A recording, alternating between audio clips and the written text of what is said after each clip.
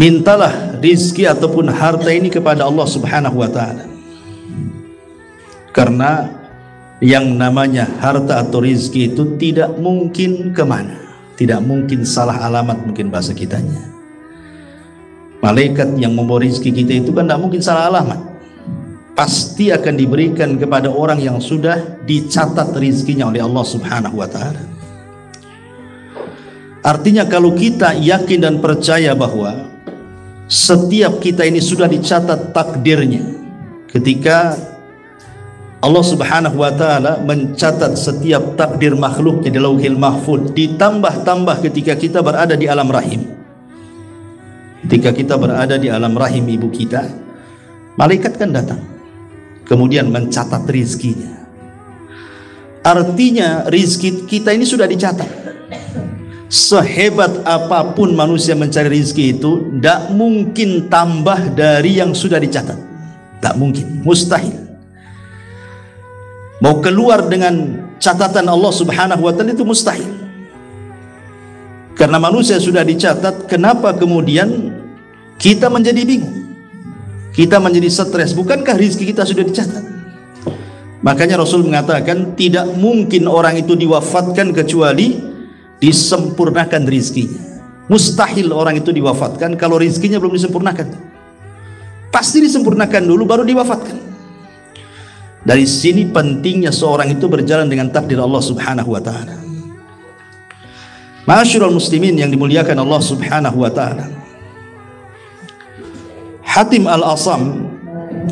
Al-Asam seorang ulama salaf. Beliau pernah memberikan sebuah nasihat, dan nasihat itu bagus untuk kita. Beliau mengatakan, satu, rizki Allah itu tidak mungkin diambil orang lain. Rizki Allah itu tidak mungkin diambil orang lain. Sehebat apapun, sekuat manusia apapun mau mengambil rizki kita tidak mungkin berpindah kepada dia. Ini pula yang kemudian menjadikan kita tenang dan tidak hasad kepada orang. Kalau ini tertanam kepada kita, tidak mungkin hasad.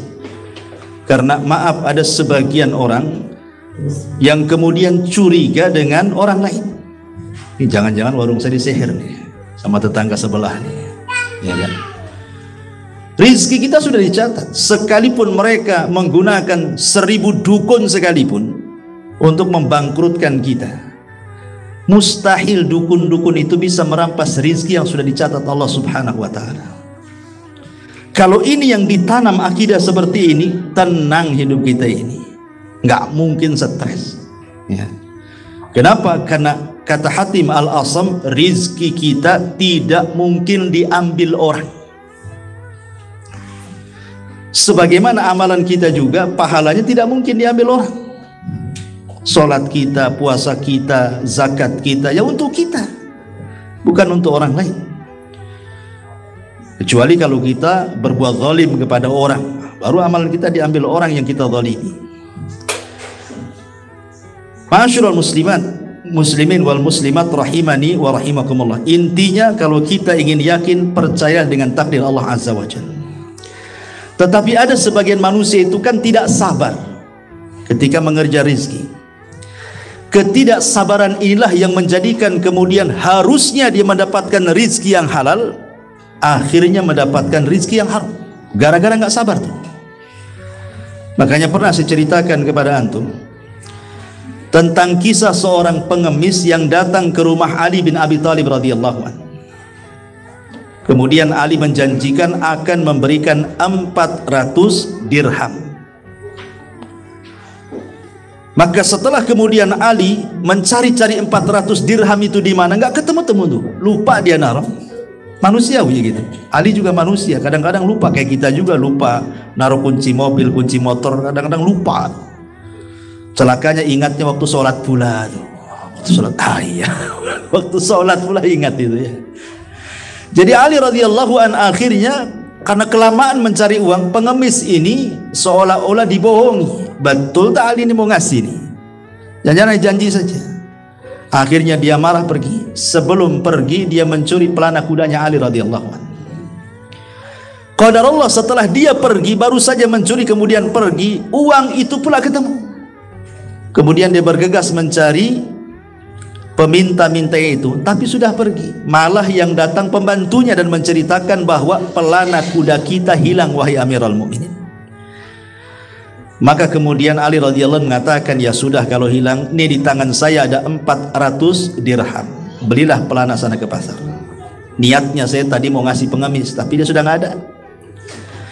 Maka kemudian pembantunya Ali ke pasar, ketemulah dengan orang yang jual pelana. Setelah tawar, akhirnya dapat pula harganya 400 dirham tadi.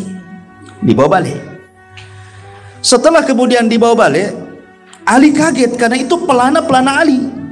Ini kan pelana kita kan itu. Dari mana kau dapat, katanya? Aku beli dari orang yang sifat-sifatnya begini katanya. Kata Ali, Allahu Akbar, katanya. Kalau seandainya pengemis itu mau sabar, maka dia akan dapat 400 dirham dengan cara halal. Ketika tidak sabar, dia mendapatkan dengan cara haram.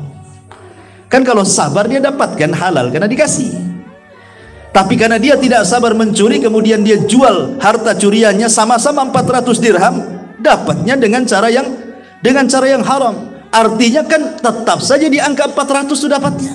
Enggak lebih juga, karena sudah ditakdirkan cuma 400 kan. Cuman ada yang tidak sabar untuk mencari yang 400 itu, akhirnya dia menganggap ada jalan pintas tapi tidak pantas.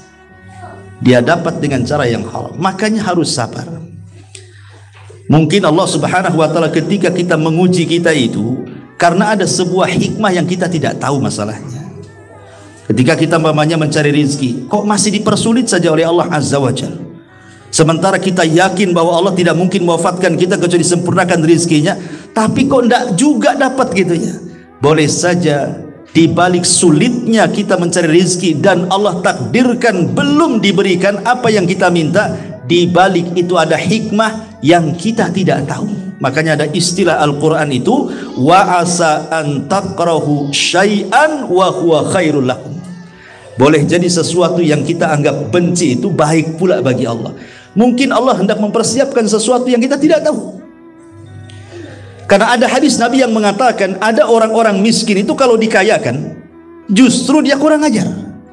Ketika dia miskin dekat dengan Allah, ketika jadi kaya jauh pula daripada Allah Subhanahu wa taala. Karena hakikat harta itu, kalla innal insana la yatgha an ra'ahu stagna. Terkadang ada sebagian manusia itu mudah melampaui batas ketika rizki Allah dibentangkan kepada dia. Ada orang-orang yang sengaja Allah tidak kayakan supaya tidak kurang ajar dengan Allah. Tapi ada orang-orang kaya tidak Allah miskinkan, sebab kalau miskin lebih kurang ajar dia kepada Allah. Ada hikmah tuh. Ya, ada hikmah di balik situ. Makanya perlu sabar. Sabar itulah kunci kemenangan. Sabar, doa dan usaha itu adalah kunci kemenangan hidup. Ini yang pertama. Yang membuat orang bingung itu biasanya bicara soal harta. Ya. Kemudian apa lagi? Masalah anak. Biasanya orang yang sudah berkeluarga, yang buat bingung selanjutnya biasanya anaknya. Terfikir anak ini kalau sudah besar jadi apa? Mau sekolah di mana? Sementara tidak ada biaya menyekolahkan, kasihan juga nanti masa depannya, bla bla bla bla macam-macam. Kalau sudah mikir anak itu bingung orang tuh. Karena mungkin juga berawal dari faktor ekonomi kan itu. Jangan lagi bicara orang miskin ngurus anak, orang kaya saja yang sudah punya uang kadang-kadang stres tuh mikirin anak tuh. Jelas-jelas dunia di hadapan dia tuh. Stres kenakalannya luar biasa, kena narkoba, kena pergaulan bebasnya, macam-macam. Orang ini kadang-kadang stres gara-gara anak tuh. Sebenarnya solusinya adalah kalau anak kita ingin baik sesuai dengan apa yang orang tua inginkan, itu kuncinya cuma dua saja sebenarnya. Pertama, orang tuanya bertakwa kepada Allah. Arti takwa itu menjalankan perintah, menjauhi larangan, menikmati yang dihalalkan, menjauhi yang diharamkan. Itulah takwa. Yang kedua, perbaiki orang tuanya. Perbaiki, jadi orang tua yang soleh bagi anak-anaknya. Saya ambil satu kisah dalam Quran. Dalam surah Al-Kahfi itu ada kisah tentang Nabi Musa dan Khidir, di mana ketika Nabi Musa alaihi salatu wasallam belajar kepada Khidir, itu salah satu pelajarannya apa? Ketika Khidir dengan Musa kehabisan bekal, masuk pula ke kampung, satu kampung bakhil semua. Bayangkan ada kampung bakhil, satu kampung bakhil semua. Mau minta dijamu tuh nggak ada yang mau jamu. Akhirnya kemudian Musa dan Khidir keluar dari kampung ini dan hendak mencari kampung yang lainnya. Di perbatasan kampung rupanya ada rumah yang hampir roboh. Tidak tahu siapa penghuninya. Tiba-tiba kemudian Khidir mengatakan kepada Musa, wahai Musa, berhenti dulu, kita perbaiki rumah ini. Musa heran, kita ini lagi lapar, perlu makan. Kalau memperbaiki rumah yang jelas-jelas penghuninya adalah supaya dapat upah untuk beli makan, kan itu. Ini rumah-rumah tua sudah mau roboh, nggak jelas siapa penghuninya, kok main diperbaiki, lah upahnya apa, kan itu ya. Tapi kan syarat belajar kepada Khidir kan tidak boleh banyak tanya masalahnya. Kalau banyak tanya diusir. Terpaksalah Musa diam saja. Akhirnya diperbaikilah rumah itu sampai selesai. Lah di antara takwilnya, ketika sudah selesai pertemuan Khidir dan juga Musa, Khidir baru bercerita, kenapa kita memperbaiki rumah yang hampir roboh di perbatasan kampung yang semua penghuninya bakhil. Kata Khidir, di bawah rumah itu ada harta yang sangat banyak. Kalau Khidir mau kan, kalau dia kan sedang kelaparan kan, bisa aja diambil hartanya kan ya. Tapi dia seorang nabi, itu bukan hak milik dia, itu milik orang lain. Itu di bawah rumah itu ada harta karun. Kalau rumah itu roboh, kemudian harta karunnya nampak, ini satu kampung orang bakhil pasti akan mengambilnya. Karena orang bakhil itu, kenapa orang itu bakhil? Karena rakus dengan harta. Orang bakhil itu kan karena rakus dengan harta dia, makanya dia bakhil.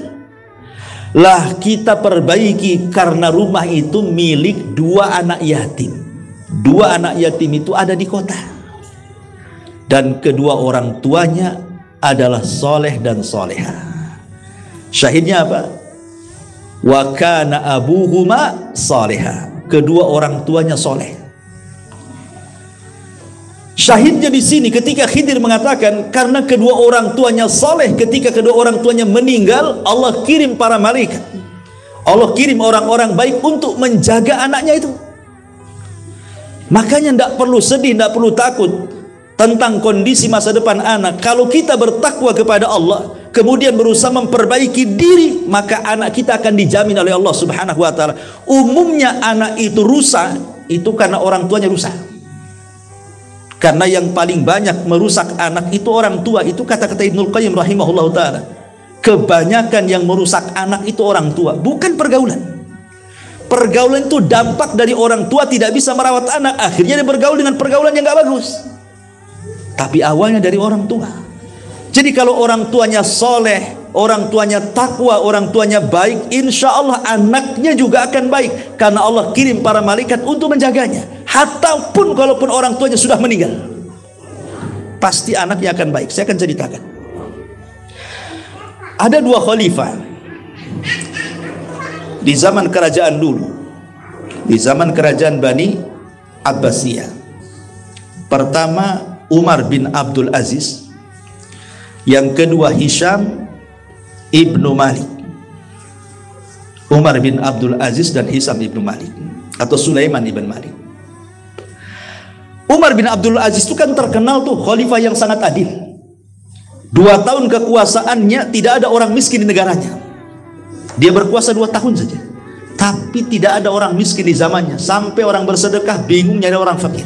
Kenapa? Karena dia berusaha untuk mempraktekkan zakat dan berusaha meniadakan pajak. Jadi zakat ini yang dikelola tuh. Lah ketika kemudian Umar bin Abdul Aziz rahimahullah ta'ala meninggal dunia. Umar bin Abdul Aziz itu anaknya banyak, 11. Anak Umar bin Abdul Aziz 11 ya. Padahal dia khalifah, orang nomor 1 loh, khalifatul Islam di zaman itu. Siapa yang tidak kenal Umar bin Abdul Aziz? Tapi dia meninggal hanya meninggalkan 14 dinar. Seorang khalifah ketika meninggal hartanya cuma 14 dinar. 14 dinar ini dipotong untuk fardu kifayah dia, untuk pembelian kafan, untuk penguburan. Habislah 4 dinar, sehingga hartanya tinggal 10 saja, 10 dinar. 10 itulah yang diwariskan ke anak-anaknya. Sementara Sulaiman ibn Malik ini, ketika dia meninggal, miliunan hartanya, banyak hartanya, dan itu menjadi warisan anak-anaknya. Tetapi Umar bin Abdul Aziz ketika sebelum wafat, dia berpesan kepada anak-anaknya untuk bertakwa kepada Allah Azza wa Jalla. Jangan pernah meninggalkan kewajiban. Kemudian setelah itu dia berwasiat bahwa anaknya dititipkan kepada Allah, bukan dititipkan kepada manusia. Kemudian dia meninggal. Sementara Sulaiman ibn Abdul Malik, dia wariskan seluruh kekayaan kepada anak-anaknya tanpa berwasiat apapun, karena merasa senang sudah anak-anaknya terpenuhi dengan kekayaannya. Yang namanya waktu itu terus berjalan, ikhwan, ya, tahun demi tahun. Besarlah anak-anak Umar bin Abdul Aziz. Subhanallah, Allah bentangkan rizkinya. Semua menjadi orang kaya, menjadi orang soleh dan bertakwa. Dan mereka ahli sedekah, tak tanggung-tanggung sedekah mereka setiap hari ribuan dinar.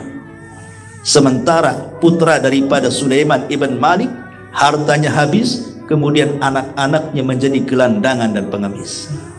Lihat. Jadi sebenarnya yang diwariskan orang tua itu bukan harta, karena harta kan bisa habis. Sulaiman ibn Malik kurang apa coba? Khalifah loh.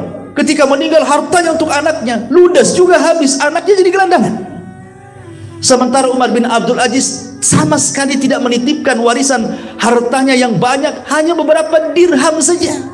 Tapi dia wariskan wasiat ketakwaan dan dia titipkan anaknya kepada Allah Subhanahu wa taala. Akhirnya anaknya semua menjadi anak-anak yang saleh, pengusaha yang sukses, dan bersedekah setiap hari ribuan dinar.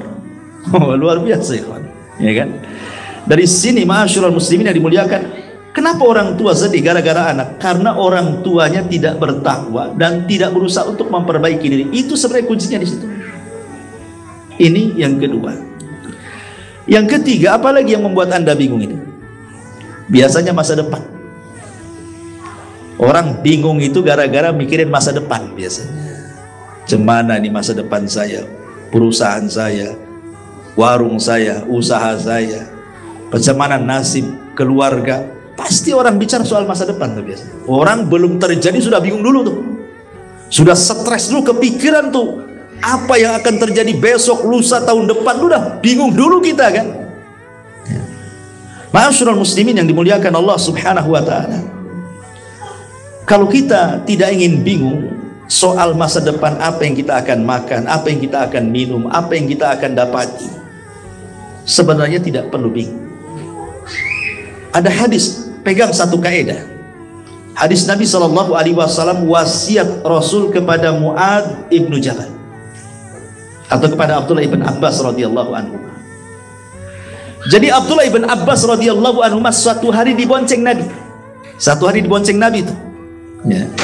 Kemudian kata Nabi SAW, ya gulam, inni u'allimuka kalimah, ihfadillah yahfadka, ihfadillah tajidhu tujahak. Wahai anak muda, saya akan ajarkan beberapa kalimat. Tolong jaga kalimat-kalimat ini. Kata Nabi SAW kepada Abdullah bin Abbas, jagalah Allah, niscaya Allah menjagamu. Jagalah Allah, niscaya engkau akan mendapatkan Allah di hadapan. Idza sa'alta fas'alillah wa idza sta'anta fasta'in billah. Kalau minta sesuatu, minta kepada Allah. Kalau minta tolong, mintalah pertolongan kepada Allah. Ini kaidah hidup namanya. Kalau kita menjaga Allah Subhanahu wa taala, artinya menjaga Allah itu menjalankan perintah, menjauhi larangan, menikmati yang dihalalkan, menjauhi yang diharamkan. Itu artinya menjaga Allah tuh. Maka orang tidak akan bingung masa depan. Kenapa? Karena Allah akan balik menjaga kita. Kalau kita jaga Allah, Allah jaga kita. Allah jaga kita, jaga harta kita, jaga anak-anak kita, pasti semuanya akan dijaga Allah. Tapi kalau kita tidak menjaga Allah, jangan harap Allah menjaga kita. Itu yang membuat bingung orang itu masa depan, karena orang itu tidak pernah menjaga Allah. Jaga Allah, Allah jaga kita, sehingga nggak perlu bingung lagi masa depan terjadi apa-apa. Nanti Allah itu yang ngatur semuanya. Allah tahu hajat kita. Dan kalau minta-minta kepada Allah, jangan minta kepada manusia. Minta kepada manusia itu tidak ada solusinya, ikhwan. Karena kalau kita ada masalah, kemudian minta dilepaskan dari masalah kepada manusia, manusia yang kita minta supaya menyelesaikan masalah kita, dia pun bermasalah dan dia pun tidak bisa keluar dari masalahnya. Macam mana orang yang bermasalah minta solusi kepada yang bermasalah, kan itu ya? Masalah itu datang dari Allah, minta kepada Allah penyelesaiannya, selesai. Ya, ini kaidah sederhana sebenarnya. Jagalah Allah, niscaya Allah menjaga kita. Yang kedua, tadi sudah ulang, berjalan dengan takdir. Masa depan itu kita tidak tahu takdir kita apa. Besok kita akan mati, besok kita akan sukses, besok kita akan gulung tikar atau kebentang tikar, besok kita akan begini-begini. Tidak ada yang tahu kecuali Allah, ikhwan. Tidak ada yang tahu. Kalau orang itu yakin dengan takdir bahwa Allah sudah mentakdirkan kita 500 tahun sebelum Allah menciptakan langit dan bumi, tenang orang itu. Ngapain kemudian berpikir masa depan? Oh, semua sudah ditakdirkan Allah Azza wa Jalla. Berjalanlah dengan takdir, selesai itu. Hilang stresnya. Tapi orang yang bingung itu biasanya nggak yakin dengan takdir itu biasanya. Makanya dia bingung. Ya. Ini juga yang membuat orang bingung adalah memikirkan masa depan. Kemudian juga apa lagi yang buat orang bingung itu? Yang membuat orang bingung itu biasanya orang mikir kematian. Ini biasanya orang-orang yang bingung mikir mati ini biasanya usia-usia yang sudah di atas kepala 4, kepala 5 itu biasanya. Ya kan, orang kalau semakin tua itu emosionalnya semakin tinggi. Jadi perasaannya itu semakin pekat. Begitu. Orang kalau apalagi sudah usia 60 tahun itu pasti takut dengan mati itu. Dan macam-macam ditakutkan itu. Takut kalau dia sudah tua sekali, nggak dirawat anak-anaknya, dijauhi teman-temannya, terbaring siapa yang merawat. Wah, macam-macam otaknya itu. Orang kalau sudah tua itu pasti ke situ pikirannya, terutama masalah kematian tuh. Pasti orang itu takut mati. Sebenarnya bukan orang tua saja, semua orang takut mati. Saya juga takut mati, itu juga takut mati. Tidak ada orang nggak takut mati. Selama orang hidup pasti takut mati. Kata Aisyah radhiyallahu anha, dia mengatakan, ya Rasulullah, kulluna nakhaful maut. Kami semua takut mati. Itu Aisyah radhiyallahu anha mengatakan seperti itu. Semua itu takut mati. Tapi bagaimana solusinya supaya kita tidak sedih memikirkan kematian, tidak bingung memikirkan kematian? Ikhwatu fiddin yang dimuliakan Allah Azza wa Jalla. Kematian itu sebuah kepastian. Ingat, orang yang lebih mulia dari kita, para nabi, semua mati. Termasuk Nabi kita Muhammad SAW di usia 63 tahun dia mati. Para sahabat, para tabi'in, para ulama, semua sudah meninggal mendahului kita. Artinya kematian sebuah kepastian, tidak mungkin tidak orang itu pasti mati. Cuman kita kira hanya antrian mati saja. Entah kapan waktunya kita tahu, tidak tahu, karena Allah mengatakan wa ma tadri nafsun bi ayyi ardin tamut. Jiwa itu tidak tahu di mana dia meninggal. Tetapi bukan masalah di mananya kita meninggal. Yang masalah itu bagaimana kita meninggal sebenarnya. Apakah su'ul khotimah atau husnul khotimah, itu saja. Jadi kalau ingin tenang, ingat kematian itu sebuah kepastian. Gak usah dipikirkan. Sebuah pasti mati. Nabi aja mati, bagaimana kita pula ingin hidup? Ya. Orang yang mulia lebih duluan mati, kok kita pula ingin hidup, dari mana ceritanya? Ya. Jadi sebuah kematian itu adalah kepastian yang pasti akan dirasakan setiap manusia. Maka nggak perlu dipikirkan, semua kita akan mati. Saya, antum, siapapun akan mati. Ma'asyiral muslimin yang dimuliakan Allah Azza wa Jalla. Apalagi itu yang buat orang bingung, nggak bahagia itu? Ini yang paling bahaya. Mikirin omongan orang. Itu biasanya ya. Yang paling stres tuh biasanya mikirin omongan orang tuh. Entah dia bully kita, entah dia fitnah kita, entah dia ngomong apa tentang kita, kemudian kedengaran, kepikiran itu. Ada orang yang mati pelan-pelan karena mikir ucapan orang, ikhwan. Karena ucapan orang itu lebih bahaya dibandingkan pukulannya. Makanya ada istilah, lebih baik sakit gigi daripada sakit hati gitu. Kan itu ya. Ma'asyiral muslimin yang dimuliakan Allah Azza wa Jalla, begini yang harus Anda ketahui. Manusia itu sejak Allah ciptakan, yang pertama kali siapa? Adam dan Hawa. Adam dan Hawa itu memang sudah bicara. Jadi manusia itu diciptakan itu memang untuk bicara. Itu harus dipahami.